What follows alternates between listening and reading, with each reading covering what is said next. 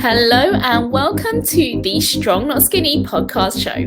Clarity and mindset driven strategies to motivate, help you build discipline and consistency so you can make a physique transformation a reality for the big day and beyond. I'm Zoe Sim, a yoga teacher, former chef tutor at the School of Hot London and ex-Pure Gym instructor turned strength and physique coach. I'm getting married in July 2022 and I am dress fitting ready, and I'm here to help you zip up the dress without the stress. Let's get this show started.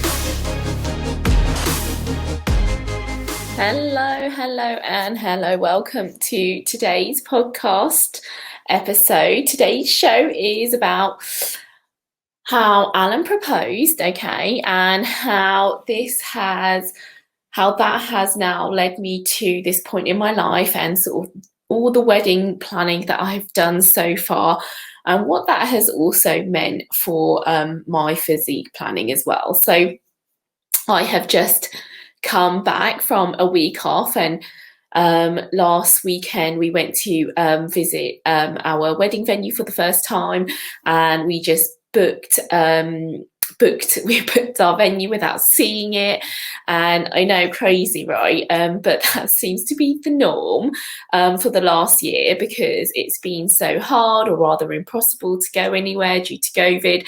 And obviously wedding venues were just getting booked up so quick, and I left it so late. Well, I say I left it so late, I still planned it, I still booked it a year and a bit in advance, but people seem to be booking two and a bit years in advance, and people seem to be booking things like now 3 years in advance, which is just bonkers, absolutely bonkers. And so I'm really excited to be obviously doing this second podcast episode, which is just really all about, like I said, sharing a bit more about myself and what has been happening so far, and what has happened basically since Alan proposed. So we did finally get some wedding planning done. I have been putting it off, not putting it off, but I just haven't been getting around to it, and there's a very specific reason why, and I'm going to be talking about that later on. But I just haven't been as on it as I should have been, but things are getting done now, and which is really good, I guess. So we have a venue, we have a photographer, a band, so apparently those are 3 things that you need to be booking in as far advance as possible, because these are the 3 things that get booked up really quick. And then catering is the sort of next biggest thing, which I know that a lot of wedding venues have packages for these days, but because I'm doing a DIY venue, this is something that is going to be a bit more trickier than I first imagined, but it's fine, because I figured out we figured out more of how I want things and how it's going to happen. So that is a bit of a relief for me. And we are doing a DIY venue, so yeah, that does just mean there's so much more planning that needs to be done. And so maybe you are also in this situation as well. You're thinking, oh my gosh, why did I decide to do a DIY wedding? But for me, that really gives me so much more freedom to do what I want, and I don't have to get stuck with paying set prices for per head when it comes to food, because especially with my family and my a lot of my friends, we're very, very food orientated, shall I say, being a foodie, and being, an ex head chef and chef tutor. It just means that I'm so into my food. So this is going to be such a big part of the wedding. And so I don't want people to be going hungry and then paying an extortionate price per head when, you end up getting like a small dinky little plate of food times by, you get dinky little starter, you get dinky little main course, and then you get dinky little dessert, and it's like, oh, I'm so hungry, and you've just like spent the whole day just eating tiny little canapes and and drinking fizz. So yeah, that's why I'm doing a DIY venue, or DIY wedding rather. And yeah, so I've just had a really nice week spending some time with my family. I haven't seen them for so long, since last summer, and it's just been really nice to just get away from work and to get away from this house, even though obviously I love our house, but it's just nice to get out of these walls. And the weather was just absolutely poor. I'm going to have to talk about the weather, being British, and being, well, British Chinese and living in Britain. Just going to talk about the weather and moan about it for a while, because oh my gosh, it was absolutely abysmal, absolutely abysmal. And it was just like raining constantly on and off, and then it was like spouts of like dry weather. So Alan and I had to sit in the car at times and then go out, like take advantage of the dry spell for like 10, however long it was, like 10 minutes, 15 minutes, and then come back. And luckily we managed to do that. We managed to do that on a couple of the days. And then one day there was just no way we were making it anyway. So we literally just were at the cottage or the venue for the whole day, and just did some wedding planning, and looked at listened to like loads of bands online, or to see which ones. And we managed to, I don't know how many we listened to. It must have been like, I don't know, 50, like 30 plus bands or more. And then we whittled it down to like 10, and then we whittled it down to top 3, and then only one of them is available out of our top 3. So we didn't have much choice in that sense, but we were lucky that we have managed to book them in. So that's good. So definitely go ahead and make sure that you do book your band, or if you're planning to have one, and our band that we've booked also throws in a free DJ set. So that's something that has been that was one of the decision makers when we were choosing the band. So that's something to think about if you haven't already. And I'm going to have to say, excuse my voice, or if I'm sounding a bit nasally. I feel like I've just sort of come back and eaten like so out of my normal meal plan. And I don't know, I'm just feeling, I don't know if I'm feeling under the weather, or whether I'm feeling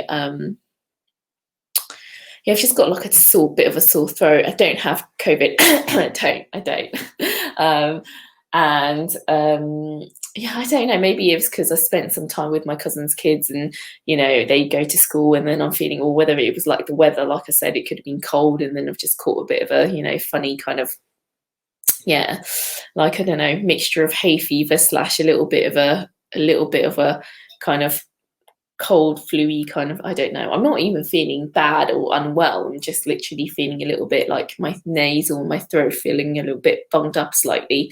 So you have to excuse me if I sound all nasally. And I'm going to cough here and there, but I do have my water here handy, so I'm going to be drinking that quite a lot. So obviously it's now. Oh, actually, before we go any further, I do want to say just thank you to Rebecca, who is the landlady of the venue that we are holding our wedding at, which is called Colhays Park in Devon. She let us stay for a long weekend to enjoy the grounds and to really get a good sense of the venue, and has been so accommodating towards us. This was the 4th time or something that we tried to visit the venue, and every time we've just gone straight into lockdown. So we managed to actually make it, even though the weather was just absolutely appalling. We are very, very lucky to have booked Colhays. And obviously, if you are newly engaged and you're looking for a venue in the UK, and you want something that you want a wedding that you can really make your own, you want a DIY kind of style wedding, then definitely consider Colhays Park. I would definitely recommend them. I think that they are now booked for the next maybe couple of years, so I don't know when you'll be listening to this, but definitely check them out. And I am looking more forward to the wedding now that it's not like so far away. I guess it's now, so there'll be 2 months, so it's May now, May 2021, and I'm getting married in July 2022. So it'll be another 2 months, and then it'll be a year before the wedding. So time is really flying by. I feel like, I always say this to people, it's going to be Christmas soon, it's going to be Christmas soon. And then once Christmas, it's going to be summer, it's going to be summer. And I'm like going round and round in circles, like, it's Christmas, it's going to be summer, it's going to be Christmas, it's going to be summer. I'm like, where's the time gone? yeah, so I am looking forward to the wedding a bit more, especially now that we have done a little bit more wedding planning. We have also decided that we're either going to have to cut numbers or hire an expensive marquee. And so Alan and I were like, oh, let's just cut numbers.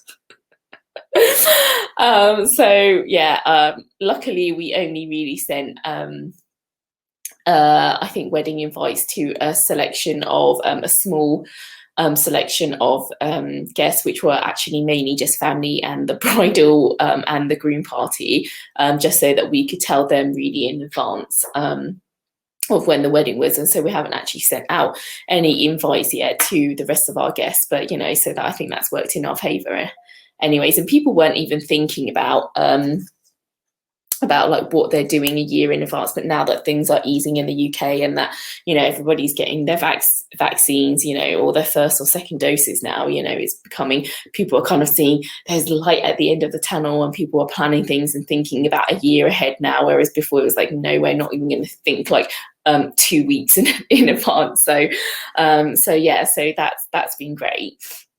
So yeah, I wanted to give a massive shout out to Rebecca. So thank you so much. Yeah, so so this episode is really, like I said, about sort of talking about the wedding planning and a bit more about that, and how, how when we obviously, as soon as, you're engaged, you're like, oh, I'm going to start thinking about the wedding. So let me touch on about how Alan proposed.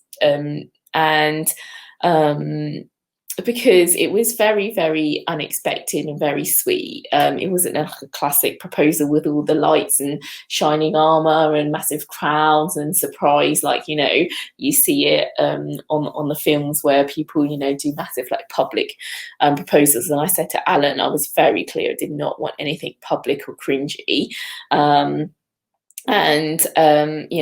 Hannah proposed on a Sunday morning. It was the 1st of December 2019 to be precise, and Alan and I have been together since 2008. Halloween is our anniversary, and so obviously I knew he was going to propose at some stage. I definitely felt like it was very soon. I even thought that he was actually going to propose whilst we were traveling, because that's what we had planned to do in 2020, but obviously things didn't go to plan for that. That's another story. And I even said to him that I don't think that he was going to be able to surprise me, because I'll just know that he's planning it. So I was like very, very surprised. So to my surprise, he did surprise me. And although he didn't have a ring at the time, he simply said, like, just marry me. And I thought he was joking, of course. I didn't think he was actually going to do it then. But looking back, it really was quite special. It wasn't anything fancy, but it was a Sunday morning. We were having a lie-in together, which I think that we hadn't had lie-in together for quite a long time back then. I think it was the first one for a while. And being in your bed, I'm sure you guys know, like the soft white, we had like soft white sheets, the memory foam, mattress, the pillow. I was just so comfortable, just like that feeling when you've just woken up, you're like, oh, I don't want to get out of bed. It's so comfortable. It's in that like kind of like that's so just that like how would you even describe it? That that feeling, I don't want to get out. It feels so nice. And so I think it was one of those mornings in bed, and it's one of those where you've just had a really good night's sleep, and some days you don't obviously have a good night's sleep and you're waking up and you're like, oh, but it was actually a morning where I think we were both really quite refreshed, and then he just said, marry me. And I was like, no, don't be silly. And I actually I did cry, which I also didn't expect I would. I was like, I know he's going to propose. I don't think I was going to cry about it, but I did. Not like loads of tears, but I did cry enough to get my eyes, and my nose was a bit red. But yeah, so, I think that, back then we definitely didn't have tofu.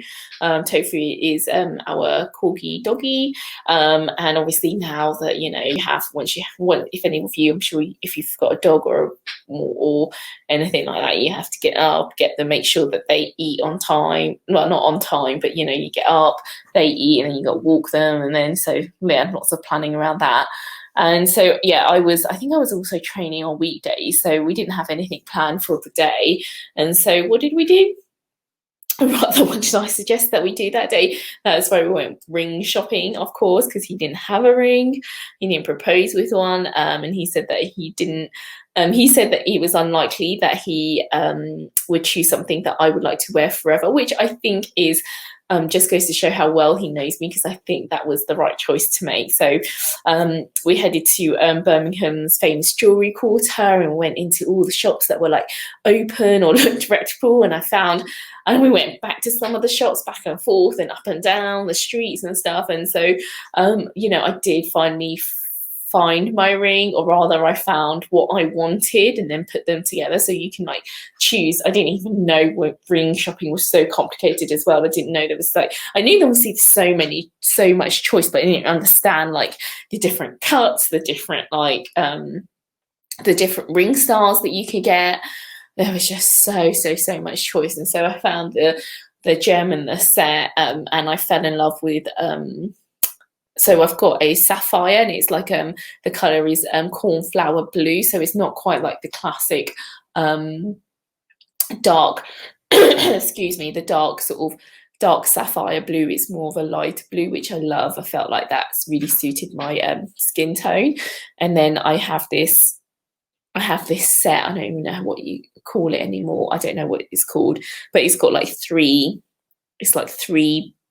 strings of three bands, so it's it separates into three sections along the side. So so that was the ring, and so that was great. And then I was just apart from that, I was just really slow even on the wedding planning scene. Most brides, as far as I'm aware, they're just so on. As soon as they're engaged, have everything planned, they start doing everything, and I'm oh my gosh, I thought that I was going to be one of those, but I just wasn't. And so it's because it was just so in my head, I was just so far away, I don't need to plan anything in advance. But honestly, there are literally, I know so many of you out there who are just so on it. And so you could say that that was my, I guess, could you say that looking for my wedding, looking for my engagement ring was kind of doing some wedding planning? But anyways, so, and then we were also I guess I also wasn't that super on it with planning the wedding or anything like that, because in my head we were also actually, our first and foremost was actually going to go traveling for a bit. And so that's what we were sort of more in the forefront of our minds. We'll go traveling, and then we'll come back and we'll take the wedding planning a bit more seriously. And so so that was our thinking. And then I was also leading up to our traveling, I was sort of more or less full swing into sort of weight training, strength training. And in February, I even did a shred, which was really difficult. And I remember that was a really difficult shred. And so I was full swing into that. And so too busy for wedding planning.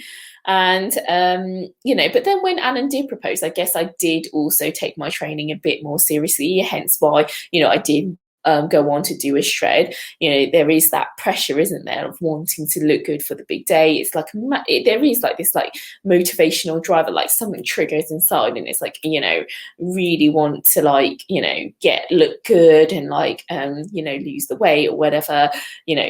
For me, also, I guess it's always been on my mind as well, body image, weight, wanting to have smaller thighs. I will talk about my thighs, I'm sure, a lot in these podcasts, because it has been my biggest I guess concern or body image problem, I guess you could say, my thighs. And so yeah, like it has always been an issue. And so, you know, I have killed myself so much doing like HIIT workouts, doing lots of diets and things that have worked for a while, but then I gained the weight back, you know, as soon as there was some sort of lifestyle change, or because I got to some sort of weight or size that I wanted and I decided I looked slim enough. And then, you know, so I just sort of stopped and just kept going around in these cycles, you know, of, you know, losing weight, gaining weight, losing weight, and then and it's so hard, isn't it, to get motivated to work out, you know, when you stop and start. It's so hard. And I've definitely found this, you know, especially coming back from this this break that I've had for a week, like today, you know, went straight back into the gym, didn't feel like doing it, but I just did. And it's hard to get motivated day in, day out, right? But generally motivation like hasn't always like been, in terms of motivation to work out, hasn't been always like such a big issue. It's more for me, I've always had more struggled with eating well or eating right. I say right in this like, you know, controlled, in this inverted commas, because I don't think there's a right way to eat necessarily, but there are helpful or useful ways to eat, which are all relevant and individual to obviously your goals and your personal lifestyle.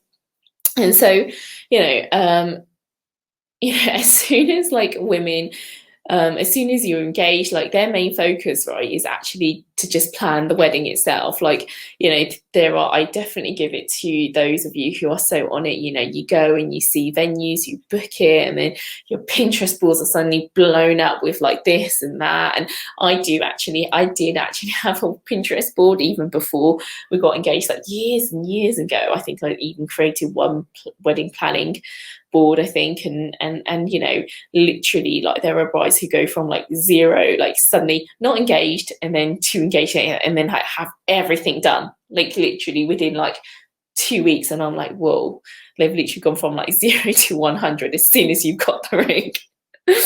And you know, I do admire that, you know, there is that plan to that drive and that plan to plan everything quickly in such a quick like succession, and you know, to have everything down to the last detail, right, and so far in advance, like I said. And you know, I have been slow on the ball. You know, we didn't announce our engagement like for at least, I think, even 2-3 months after Alan proposed, because I don't think either we didn't see people or because I don't think so we didn't have the ring, because obviously Alan didn't propose with the ring, so we had to so we had to wait for it to arrive and all of that. And then it didn't really make sense to then tell people we're engaged without actually having some sort of ring on my finger. So we just like told everybody, like, or told people as and when we saw them or when we next spoke to them. And you know, and so yeah, and so what was my point? So my point is that, you know, eventually we did obviously, like I said, get round to, you know, looking for a venue. I did manage to get round to now obviously doing booking some things in, and to be fair, like the only reason why I think so the only reason why I even started looking for a venue was because we were stuck in Hong Kong quarantining for 14 days after we had nearly got stuck in Laos and Thailand due to the pandemic. Like we took a slow boat to Laos, and that took us 2 days to get there. I think we were there for 2 days before we had to leave again, because they were like, oh, Thailand and everywhere. Like by this point, I think Vietnam and like somewhere else had closed, like Cambodia had closed their borders. So the only way out was to go back into Thailand, which we had just come from. Well, we came from Chiang Mai, and then we took that slow boat across. And then we were like, oh my gosh, we need to get back into Thailand so that we can eventually try and get home. And so we flew back to Bangkok, and then it was just crazy because the 2 or 3 weeks between like when we had left Bangkok before to then 2-3 weeks later was just so different. Like there was literally no one on the streets. It was just literally surreal, so surreal. And then we nearly basically we managed to book our flight back to the UK, and then like I think 2 day before, no, 2 days before we were notified that our flight had been cancelled, because the whole of Emirates or UAE had cancelled had like stopped allowing anybody to fly over. So we were like, oh my gosh, like where can we go now? And so like really the only other option that we were able to do was to fly to Hong Kong. So luckily we managed to get there, and my parents were there already, but then they were just like so funny about letting us into Hong Kong, so we nearly couldn't even make it to Hong Kong, because they were like, you know, like, why do you want to go there? And we're like, oh well, you know, we are citizens, like we do have an ID card from there, but we didn't have it with us because we had no intention of even going to Hong Kong. And so we were quarantining for those 14 days. I had nothing else to do, so like literally stuck in these like 4 walls, and they were like hot on it. Like in Hong Kong they were like not letting us like they had like wristbands. We had to fill in like 4 health declaration forms whilst we landed, when we landed in Hong Kong in the airport.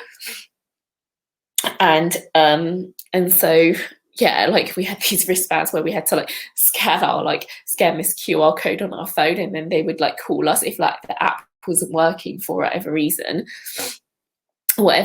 then like they would, like the health department would call us and check that we were like with our phones in the location. So we would even have to share our location using WhatsApp to make sure we were where we said that we were quarantining, which is just like, yeah, nothing like that obviously has been done in the UK. So we were stuck in there, and that's when I actually managed to find my wedding venue, our wedding venue. And so I think I feel like I've just been going off cue here and going off tangents, but never mind. And so yeah, I just felt like I still had like loads of space to look for venues online, and so I did find it, but I didn't actually book it at that time, I remember, because I'm thinking, oh, it's still like two and a bit, like 2 years and 2 months. I was like, oh, and there was quite a lot of spaces, like, because when I was looking it was like April 2020, and so I was like, oh, there's so many spots still. So I just left it, and by the time we made it back into the UK in May, I still wasn't overly worried about anything, so I just like kept leaving wedding planning till later. I'm like, yeah, it's fine, let's do the gardening. I think that's what we were like, that's what we were doing. I was doing garden planning rather than wedding planning.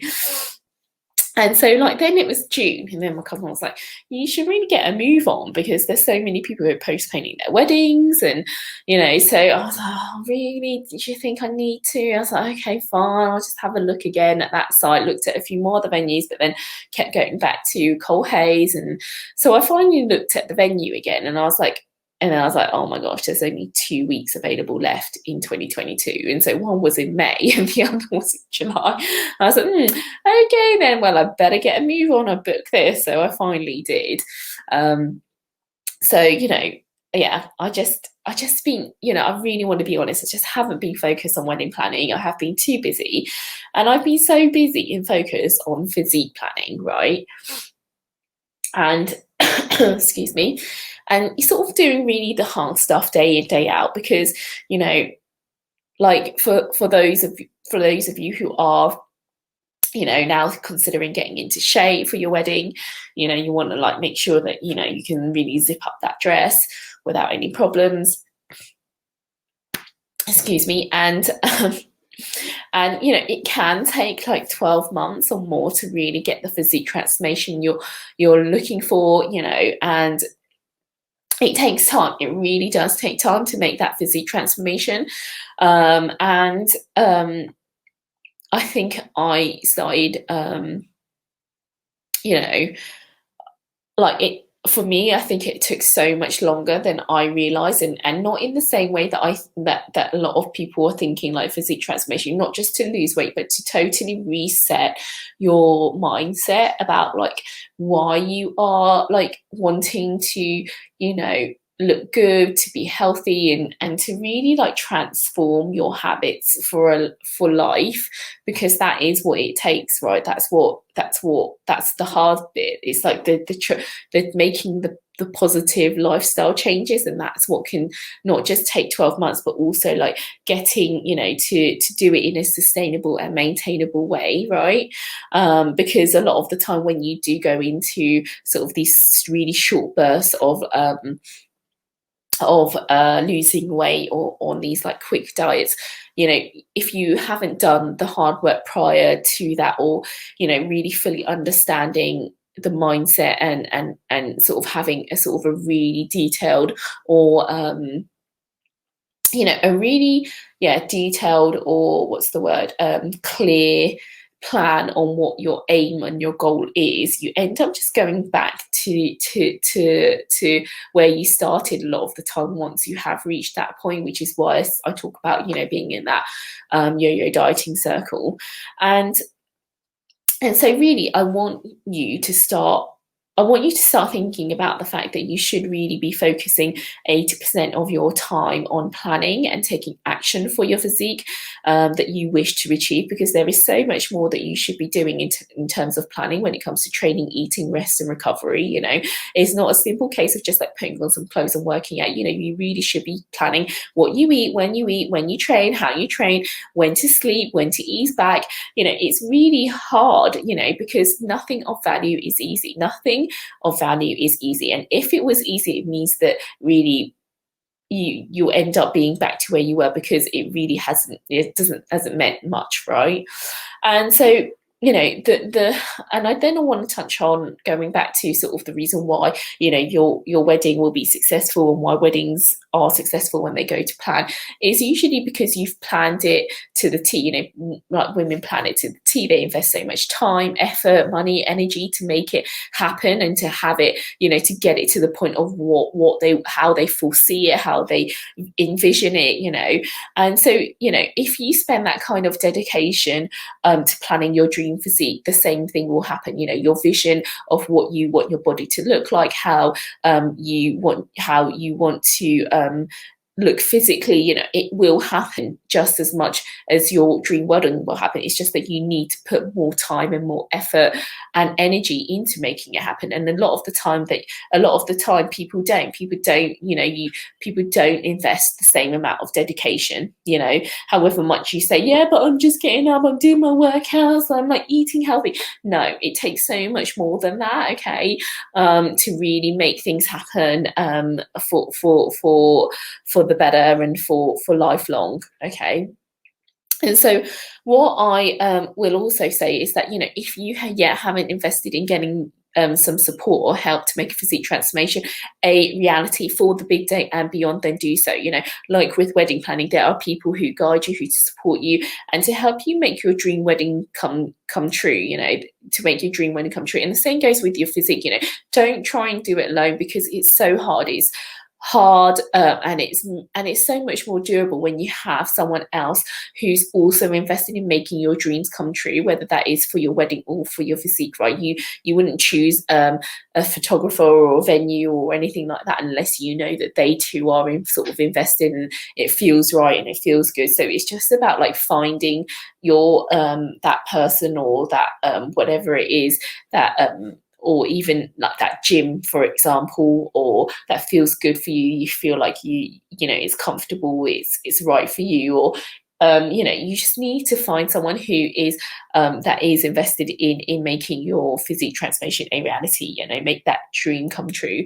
So really, that is like sort of the point that I wanted to make with this episode, is that you really want to spend more time, you know, more time. If you are spending 80% of your time on wedding planning at the moment, you now need to swap that over, you know, put 20% into your wedding planning and spend 80% of your time planning your dream physique. Because if you really honestly want to zip up that dress without the stress, this is the only way to go about it. A lot of the time, you know, it's not about doing the physical stuff. It's about the mindset, and it's about the planning that goes all the way leading up to obviously what you do day in, day out, that gets you to the success and to the body of your dreams, and to get yourself looking into that mirror smiling rather than, in shame. And so, do go forth and start planning for that dream wedding, because anything is possible if you put your mind to it. Okay, so thank you so much for tuning in, and I will hopefully speak to you. I don't know, so I don't know why I say that, thinking I'm going to talk to you guys. This is clearly just one way, but yeah, thank you so much for listening. Bye-bye. Thank you for listening. If you enjoyed this show, please leave a review so that other brides and wives can get motivated and stay motivated to make a physique transformation a reality for the big day and beyond. I would be so grateful if you could take this action for me. Subscribing to the show will get you notified each time a show gets released, so you never miss a thing. My name is Zoe Sim, and you can reach me at @BePumpedYogi on Instagram, or join my Facebook group where you can join my live weekly coaching sessions and ask questions in real time.